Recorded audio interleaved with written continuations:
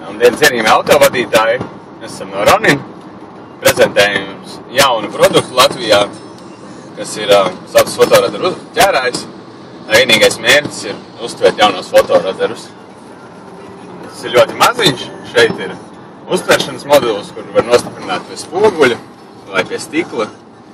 Atcerēsimies, šī iekārta nav radaru detektors. Tas ir tikai infrasarkanās gaismas uztvērējs, kas uztver fotoradarus.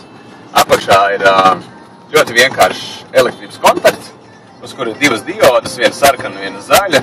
Sarkanā mirgos tad, kad iekārta uztvers fotoradaru, zaļā tad, kad iekārta būs ieslēgta. Slēgsim iekšā.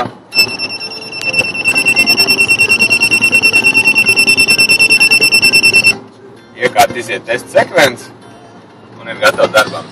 Šobrīd braucam lēnām, virzamies Pulmeņa gatu virzienā uz Jūrmalu, pirms Statoila. Labajā pusē, kā vienmēr, ir fotoradars. Braucam uz 40 km/h, vienkārši, lai nodemonstrētu darbības distanci.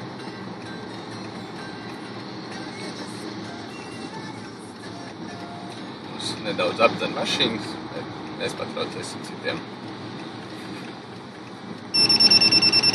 Iekārta nostrādāja.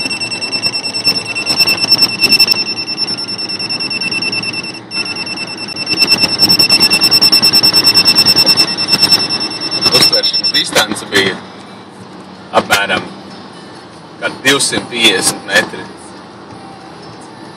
No arī vairākiem testiem šajā virzienā, kurus veicām, distance apmēram bija robežās no 200 līdz 350 metriem.